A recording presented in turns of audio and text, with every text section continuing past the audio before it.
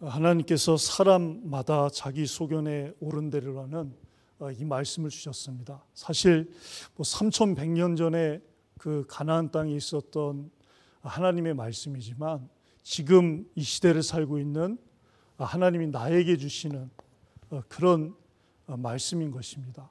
저는 사실 3일 동안 다른 응답을 받은 것이 아니라 제 속에 제 소견대로 살려고 하는 드릴라가 얼마나 많은지, 제 뜻과 생각이 옳다고 하면서 삼손같이 살아가려고 하는 그 저희의 소견이 굉장히 많다는 것을 또 확인하게 됐습니다. 그러면서도 세 가지 뿌리는 이것을 알고 있기 때문에 저를 집요하게 공격해서 결국에는 하나님의 자녀된 이 생명의 축복을 우리가 지속적으로 누리는데 방해를 한다는 것도 또 확인하게 되었습니다.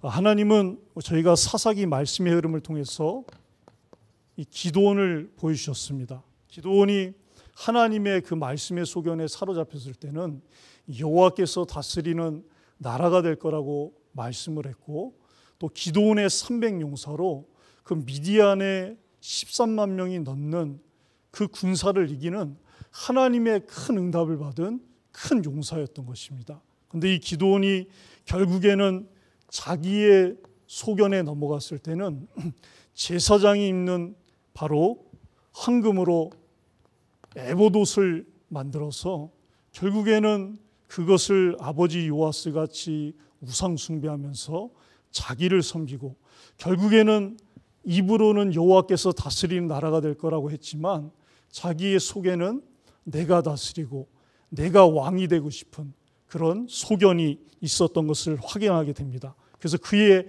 아들 아비멜렉을 이름을 지을 때 하나님이 왕이시다, 오직 여호와께서 왕이시다, 이렇게 이름을 지어야 되는데 내 아버지는 결국 기드온이 왕이라는 것입니다. 아비멜렉의 아버지 기드온은 왕이시더라. 그래서 내 아버지가 다스린 나라라는 그런 소견이 숨겨져 있었던 것을 우리가 보게 됩니다. 또 큰 용사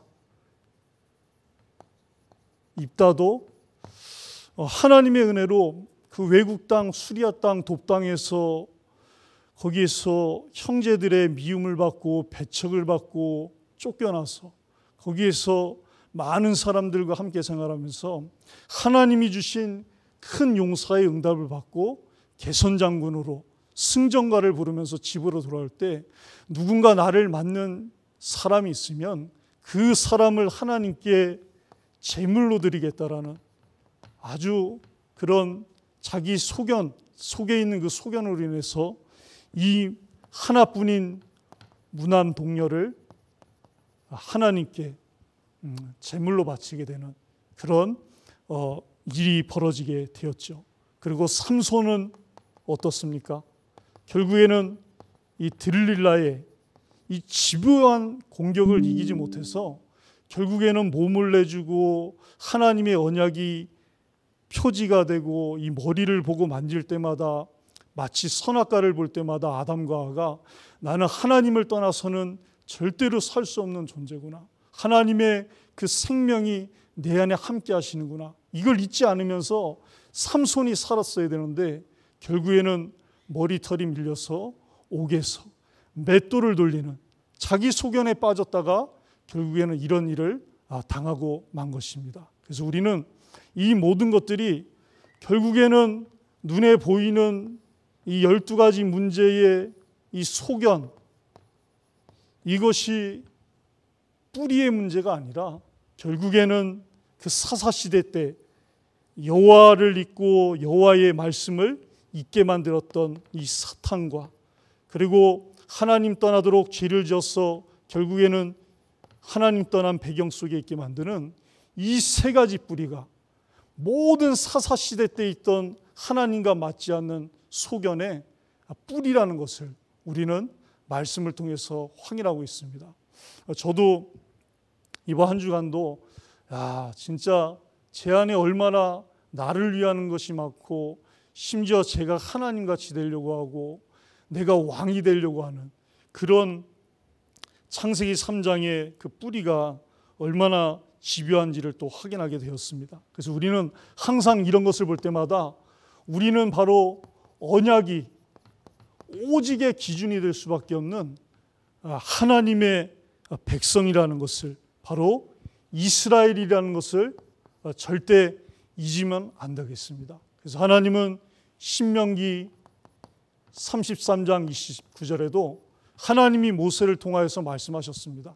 우리를 보고 참 행복한 사람이라고, 우리를 보고 여호와의 구원을 너같이 얻은 백성이 어디에 있느냐고 하나님은 말씀하셨습니다. 그래서 그 하나님께서 바로 이스라엘을 돕는 방패가 되시고 바로 영광의 칼이시다라고 하나님은 그렇게 우리를 이스라엘로 불러주신 것입니다. 이것은 하나님의 언약인 것입니다.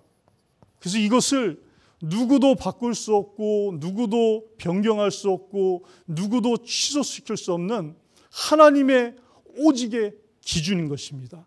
그래서 하나님은 이것을 야곱에게 말씀해 주셨죠. 야곱하면 참 또 저 같을 때가 참 많은데요. 하나님이 이미 이 야곱을 복중에서, 이 태중에서, 사실은 창세 전이죠. 하나님께서 큰 자가 작은 자를 섬기게 될 것이라고 이미 그 어머니에게, 리브가에게 하나님이 말씀을 주신 것이었습니다. 그런데 이 야곱이 원체 머리가 좋고 뛰어나니까 그 어머니 태중에서 나오는데 형의 발 뒤꿈치를 잡게 되는 것입니다. 왜?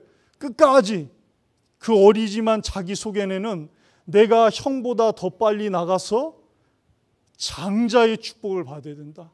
물론 그렇게까지는 알지는 못했겠지만요. 그래도 어쨌든 굉장한, 자기가 왕이 되고 싶고 자기가 첫째가 되고 싶은 그런 욕심이 있었던 그런 자였습니다. 그런데 결국에는 그 하나님의 장자의 축복을 잊고 형에게서 이 팥죽 한 그릇에 속여서 장자의 축복을 받고 결국에는 형이 그를 죽이겠다 하니까 결국 외삼촌 라반의 집으로 도망갈 수밖에 없는 그런 처지가 돼버리고 말았습니다.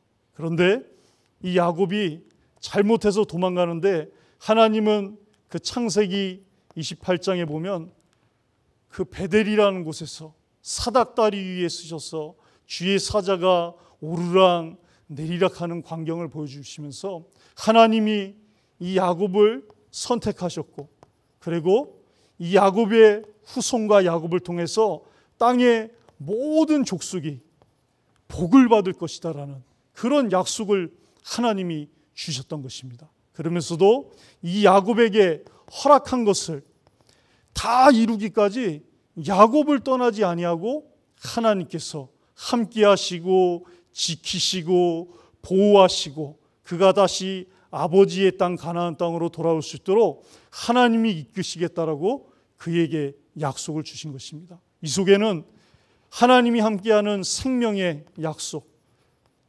영생의 신분의 이 약속이 다 들어있던 것입니다. 야곱이 이 축복을 하나님께 받은 것이었습니다. 그런데도 결국에는 큰 재산을 모아서 다시 고향 땅으로 돌아오는데 형이 400명의 군대를 이끌고 나타난 것입니다. 그때 야곱은 세 떼로 나누어서 형의 마음을 돌리려고 했지만 그게 아무 소용이 없었어요. 그래서 야곱은 결국에는 야복강가에서 하나님이 현현하셔서 나타나신 주의 사자와 씨름을 할 수밖에 없었습니다. 날이 새도록 밤이 새도록 나를 축복하지 아니하시면, 나를 이 형의 위기에서 건져주시지 않으면 내가 당신을 놓아드릴 수가 없습니다.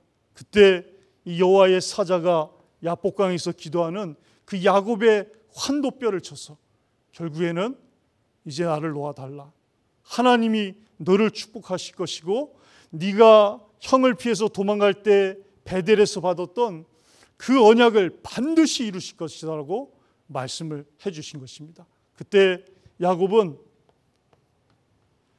하나님과 겨루어 이긴 자라는 이런 하나님으로부터 이런 인정을 받은 것입니다.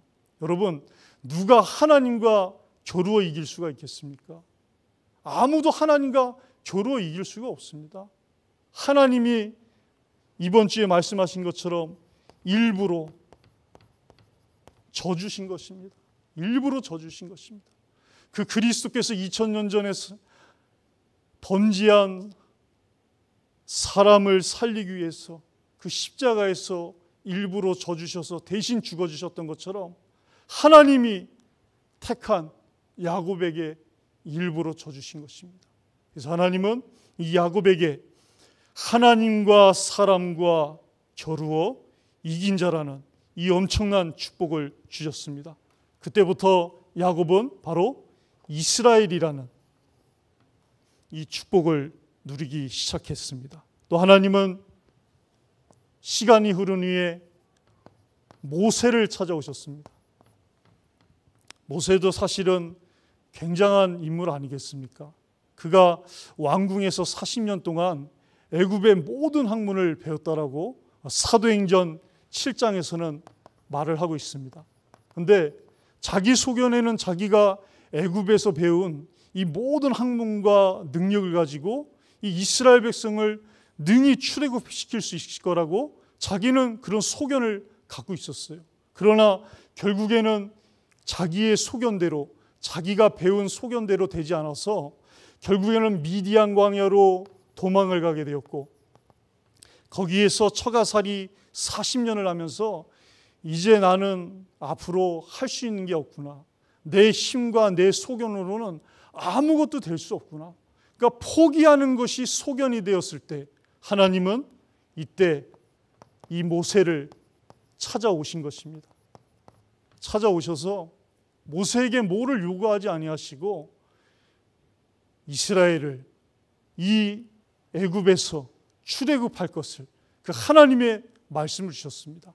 그래서 모세는 그때도 할 수 없다고 했지만 하나님은 이 유월절 어린 양의 이 피의 복음으로 그 이스라엘을 그들의 힘으로는 절대 해결할 수 없는 이 세 가지 뿌리를 단번에 완전히 영원히 해결하셔서 그에게 유월절의 출애굽의 응답을 주셨던 것입니다.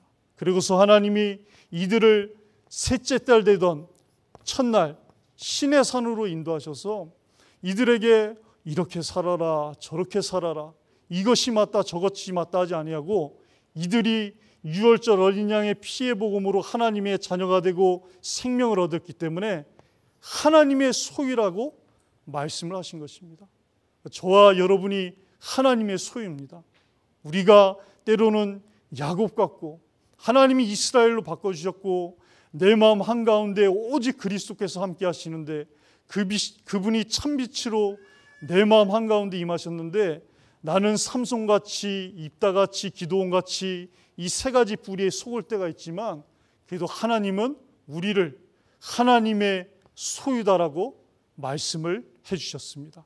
그러면서도 하나님의 말씀을 잘 듣고 잘 지키면 제사장 나라가 되고 거룩한 나라가 되고 하나님의 소유된 거룩한 구별된 백성이 될 것이다라고 하나님은 말씀을 해주신 것입니다.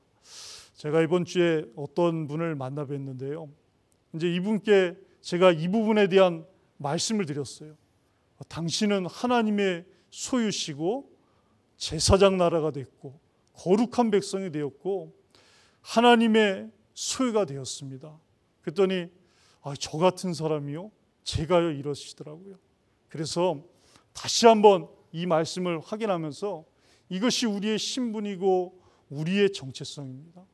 우리가 나 자신을 볼 때, 또 내 속에 있는 집요한 공격을 당하는 디릴라를 볼 때 하나님의 소유가 맞고 하나님의 백성이 맞는데 이것이 흔들릴 수 있지만 우리가 하나님의 말씀을 눈으로 확인하고 그것을 귀로 듣고 또 내 입으로 시인하는 순간 하나님은 다시 내 속에서 이 부분에 대한 확신을 하나님이 넘쳐나게 하시는 것입니다. 그래서 하나님은 시내산에 도착한 이 이스라엘 백성들에게 먼저 신분을, 생명을 확신시켜 준 후에 하나님 이들에게 하나님과 어떤 관계를 맺으며 살아가는 것이 이스라엘인지, 어떻게 하나님과 사는 것이 자기 소견에 옳은 대로 안 빠지는 것인지를 하나님은 십계명을 통하여서 우리에게 너무나도 잘 알려주셨습니다. 그래서 1계명부터 4계명까지 하나님과의 관계를 말씀해 주셨어요. 오직 유일하신 여호와 하나님만을 섬기고 그분만이 우리의 참 안식일의 주인이 되기 때문에 그분이 주시는 그 안식의 축복을 예배 때마다 모든 안식의 시간대마다 누릴 수 있도록 하나님은 은혜를 베풀어 주신 것입니다. 그러면서 하나님은 우리를 하나님을 위하여 만드셨기 때문에 절대 어떤 신상도 어떤 우상도 하나님은 새기거나 만들거나 부어 만들지 말라고 하나님 말씀하셨어요. 왜냐? 하나님은 하나님의 형상대로 하나님의 그 생기를 갖고 생명으로 지어진 사람을 너무나 죽도록 사랑하시기 때문에 만약에 하나님보다 더 사랑하는 것이 있으면 하나님은 질투하신다라고 말씀을 하셨습니다. 얼마 전에 강사모가 저한테 자기를 사랑하냐고 이렇게 물어보더라고요. 제가 좀 뻣뻣했는지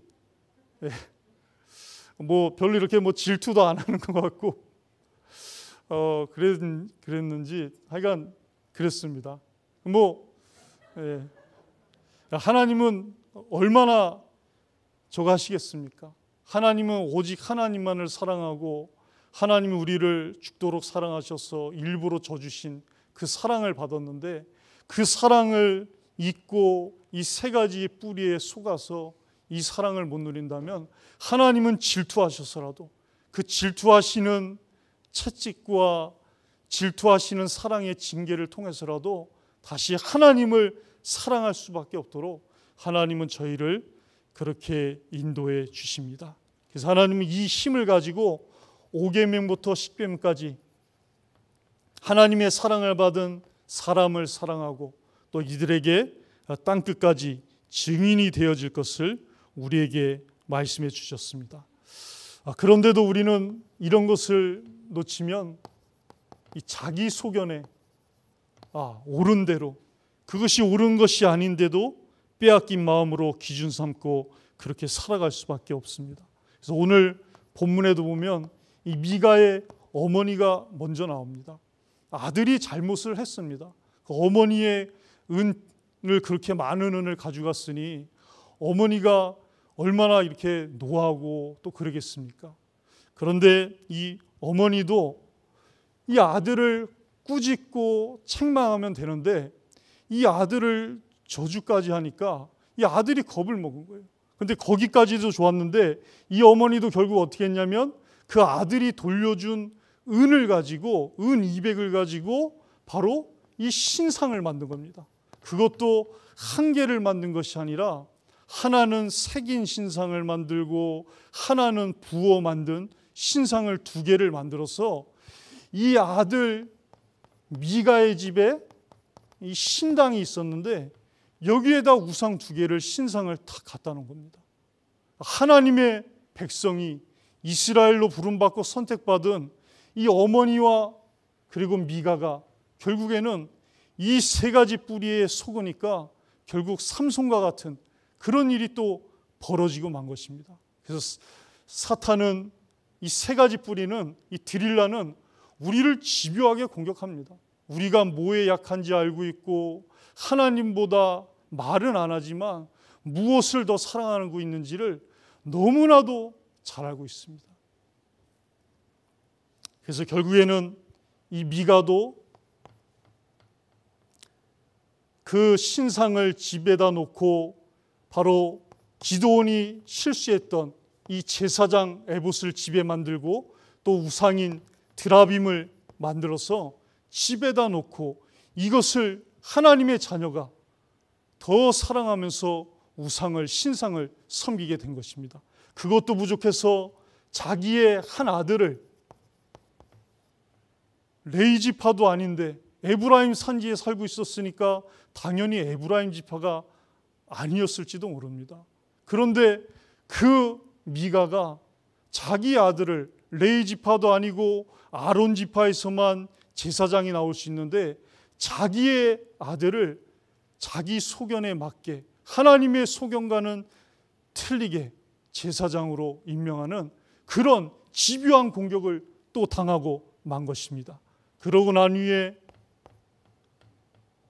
이 레위인 청년은 이 미가를 만났을 때 그 유다 베들레헴에 거류할 곳이 없고 거주할 곳이 없어서 그 에브라임 산지로 왔을 때 이 미가가 은을 주고 옷을 주고 먹을 것을 준다고 했을 때 자기의 제사장이 되고 자기의 아버지가 되려고 했을 때 그것을 이런지하에 거절하고 만족했으면 안 되는데 이 레위인 청년도 결국에는 이 세 가지 뿌리의 집요한 공격을 당할 대로 당해서 결국에는 이 제사장직을 수락하고 마는 그런 일이 벌어진 것입니다. 그러니까 결국에는 열두 사사 시대 때 그렇게 많던 집요한 공격이 이 시대에도 계속되는 것을 우리가 보게 되는 것입니다. 그래서 항상 우리는 이 들릴라의 이 집요한 공격이 늘 있다는 것을, 언제나 있다는 것을 잊지 말고 영적 싸움에 우리는 승리해야 되겠습니다.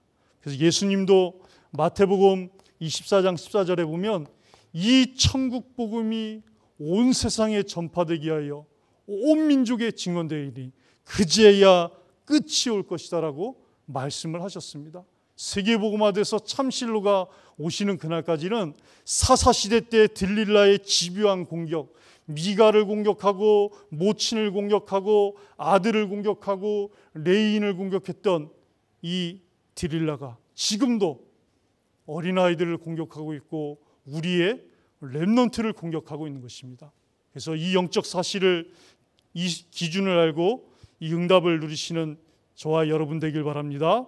그래서 하나님의 제사장이 되어야 될 이 레위 청년이 어떻게 본다면 이 세 가지 뿌리의 제사장이 돼버린 것입니다. 사실 레위인이라고 해서 다 제사장이 될 수는 없지 않습니까? 그 레위의 세 아들 중에 고앗이 있고 무라리가 있고 게르손이 있는데 하나님 무라리 가문에서 그 가정에서 제사장을 세울 것을 분명히 모세를 통하여서 그 기준을 정하여 주셨습니다. 그래서 우리는 이런 분명한 기준을 알고 하나님이 나를 베드로전서 2장 9절에 있는 것처럼 참 제사장, 참 선지자, 참 왕으로 그 그리스도께서 내 안에 임하셔서 나를 이 시대의 영적인 레위인으로, 나를 이 시대의 왕 같은 제사장으로, 나를 하나님이 그의 아름다운 덕에 들어가 계신 자의 그 아름다운 빛을 선전하는 하나님의 이스라엘로 삼아 주셨습니다. 그래서 이 응답을 최고로 누리시는 시간 되길 바랍니다. 자, 나의 문제가 최고의 축복입니다. 사도행전 11장 19절에 말씀을 주셨죠. 사실 이 말씀을 제가 이렇게 받으면서 너무나도 부담스러웠습니다. 제가 유목사님처럼 또 담임 목사님처럼 제가 그런 응답을 받아봤던 사람이 아니지 않습니까? 그러니까 이 말씀을 기도하고 묵상하고 소화하고 수예배 때 심부름을 해야 되는데 어떻게 해야 될까 이런 막 제가 눌림과 부담이 있었어요. 그런데 하나님이 또 기도하고 이러면서 저에게 말씀으로 답을 주셨습니다. 그래서 우리는 교회에서 많은 문제가 있고 어려움이 있을 수 있습니다. 지금 안디옥 교회도 예루살렘 교회도 그런 문제가 들여닥쳤는데요. 이 문제가 결국에는 70인 참 제자를 세우고 화하는 이 응답을 누리는 시간이 되었습니다. 그래서 이 예루살렘 교회죠. 예수님 말씀하신 그 예루살렘 떠나지 말고 아버지께서 약속하신 것을 붙잡고 열흘 동안 기도했던 그 120명이 있던 이 예루살렘 교회가 사도행전 2장을 보니까 너무나도 이 5기준이 확실한 것입니다.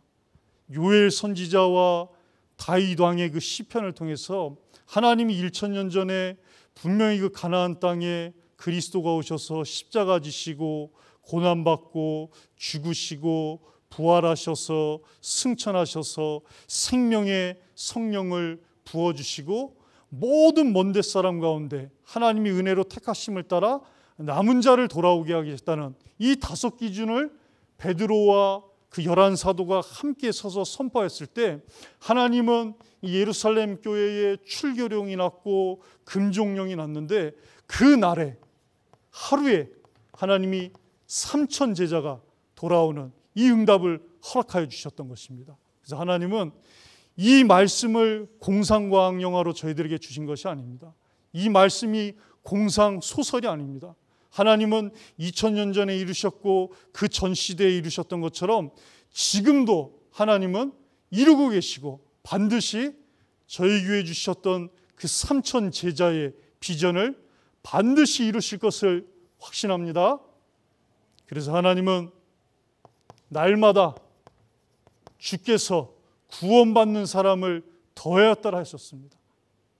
저도 이렇게 그 말씀을 보면서 하나님은 사람 낚는 어부가 되게 하리라 하셨고 또 땅끝까지 증인이 되리라 하셨고 주께서 날마다 구원 주시기로 작정된 자를 더하시리라 하셨는데 저는 정말 하나님이 하시는 사람이 맞을까?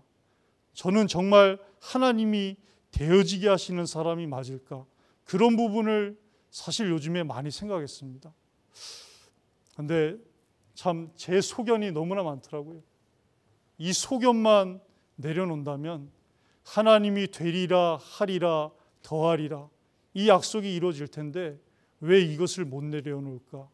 결국에는 제 눈에서, 제 귀에서, 제 입에서, 제 마음에서 하나님의 이 생명의 말씀, 기준의 말씀으로 충만한 것밖에 답이 없겠구나라는 그런 또 답을 얻게 되었습니다.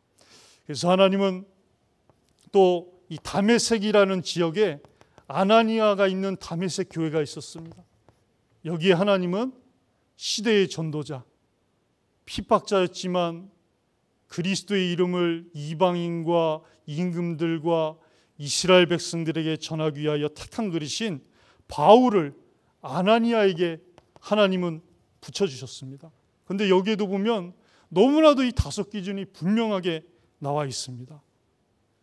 바로 생명의 성령으로 바울을 충만하게 할 것이고 그리고 그 생명의 성령으로 충만해진 바울이 그리스도의 이름을 위해서 그 이스라엘 백성들이 모여있는 각 회당에서 예수를 하나님의 아들이라 예수를 그리스도라 증언하였다라고 이렇게 나옵니다. 그러면서 이 바울이 제자됨을 그 예루살렘의 성도들이 믿지를 못하였다고 그랬습니다. 하나님은 우리가 아나니아처럼 이 기준이 분명하다면 어떤 핍박자가 있고 어떤 문제자가 있고 어떤 자기 소견에 빠진 사람이 있어도 하나님은 사울이 변하여 바울이 되게 하시고 제자됨이 되게 하시는 이 응답의 역사를 분명히 허락하여 주실 것입니다. 우리는 지금까지 그 응답을 받았습니다. 목사님께서 30개국에서 이 생명의 복음을 전하셨고 전 세계에 이 생명의 말씀으로 세워진 참 제자들이 30개 국가에 70개 국가에 다 세워져 있습니다. 그것은 목사님만의 응답이 아니라 모든 성도님들의 응답입니다. 함께하는 선교, 가는 선교, 보내는 선교 이 속에 있었기 때문에 모든 성도님들의 응답인 것입니다. 그리고 하나님은 안디옥 교회 그때의 스데반의 일로 말미암아 큰 환란이 오고 어려움이 왔습니다. 그런데 오히려 이것이 이스라엘뿐만 아니라 헬라인에게도 복음을 전하는 그런 문제가 아니라 전화 위복이 되어 버린 것입니다. 그래서 이때도 제자들이 비로소 이 안디옥에서 그리스도인이라 칭함을 받게 되었고요. 너무나도 주의 손이 함께하고 주의 은혜가 보여서 이거를 감당하기엔 너무 많은 제자들과 성도들이 몰려오니까 결국에는 이 안디옥에 있는 사람들이 예루살렘 교회에 도움을 요청해서 바나바가 와서 그 믿음 충만하고 성령 충만하고 착한 사람인 바나바를 통해서 하나님이 더 큰 무리를 더하게 하시고, 그걸로도 감당이 안 되니까 하나님은 다소에 있는 바울을 불러서 1년 동안 모여 있어서 이 큰 무리를 제자로 가르치는, 제자로 세우는 이런 참 응답을 받게 된 것입니다. 또 흉년이 나서 전부 어려울 때 하나님은 예루살렘 교회에 이 부조를 보낼 정도로 하나님은 오직의 경제를, 빛의 경제도 허락해 주셨습니다. 그래서 우리들에게 있는 문제, 또 내가 속아서 내 소견 속에 빠졌던 거, 그거 시인하고 하나님 앞에 내려놓으면 하나님은 예루살렘 교회와 다메섹 교회와 안디옥 교회에 있었던 그 어려움이 변하여 하나님의 축복이 되게 하셨던 것처럼 우리에게 그런 응답을 동일하게 주실 것입니다. 또 업입니다. 우리의 업에서 이 응답을 받아야 되겠는데요. 70지역화입니다. 아이고, 예, 70지역. 근데 하나님은 이미 2000년 전에 로마서 16장 3절 4절에 보면 이 전도자 바울을 도왔던 동역자, 이들에게 뭐라고 하셨냐면 이방인의 모든 교회가 감사한다라고 말씀을 하고 있습니다. 이방인의 모든 교회. 그러면 그 당시에 그 예루살렘과 중동과 아시아와 마게도냐와 그리스와 전 유럽에 모든 이방인의 교회가 세워져 있는데 이 70지역화의 응답을 이들 부부가 이미 받고 있었던 것입니다. 이것은 소설이 아닙니다. 이것은 공상과학 영화가 아닙니다. 하나님이 2000년 전에 분명히 주셨던 응답이기 때문에 지금도 하나님은 이 역사를 이루어나가고 계십니다. 그리고 로마서 16장 23절에도 보면 나와 온 교회를 돌보아주는 식주인 가이오에게 문안하라고 하나님 말씀하셨습니다. 하나님은 우리에게, 우리 렘넌트들에게 업에서 70지역에 영향을 주고 거기에서 전도운동, 생명운동, 자기 소견에 빠져있는 나를 하나님의 말씀의 기준의 소견으로 돌이키게 하는 이 응답을 지금까지 이루신 것처럼 앞으로도 반드시 이루실 것입니다. 그러면서도 만남에서도 하나님은 이 축복을 주십니다. 바로 70나라, 70종족화입니다. 사실 저는 중국에만 있어 봤는데요. 거기서도 이렇게 우리 엄지 사모님 또 오나은 사모님처럼 한족 분들만 이렇게 만나봤습니다. 그래서 이렇게 쉬운 6민족이 있는데 그분들을 이렇게 만나본 적도 별로 없고요. 그래서 저도 이걸 보면서 이게 70나라 70종족 이거 언제 다 가보나, 언제 다 만나보나. 물론 부산에도 보니까 많은 나라의 분들이 와 있으시더라고요. 그걸 일일이 다 찾아보면 되겠지만 쉽지 않고요. 근데 하나님은 이미 저희 교회에 우리 이 중국에서 오난 사모님 또 엄지 사모님과 같은 너무나 중요한 분들을 보내주셨습니다. 그리고 또 우리 소영이 형부와 같은 그런 다민족 렘넌트를 보내주셨어요. 저는 요즘에 또 이 태국에 이 자매님을 만나고 있습니다. 그래서 이 요한복음 3장 16절 이 세 가지 뿌리, 그리고 이 글없는 책, 브릿지, 이거를 한 몇 달 동안 했는데요. 지난주에 이렇게 여름 성경학교 할 때 그 글없는 책을 우리 자매님이 이 또박또박 이렇게 말을 잘 못하시지만 그 황금색을 넘기면서 하나님이, 그리고 또 검은색을 하면서 세상을, 그리고 그 붉은색을 하면서 이처럼 사랑하사 독생자를 주셨으니, 그러면서 흰색을 하면서 이는 저를 믿는 자마다, 그리고 녹색을 하면서 멸망하지 않고 영생을 얻게 하려 하십니다. 저는 너무나 감사하고 기뻤습니다.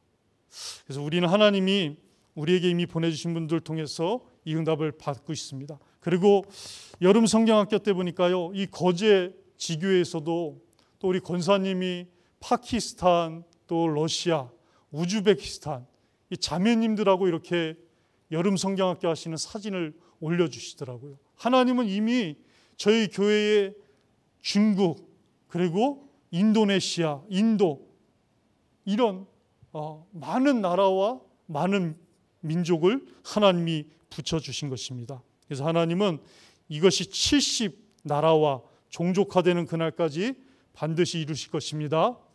자, 결론입니다.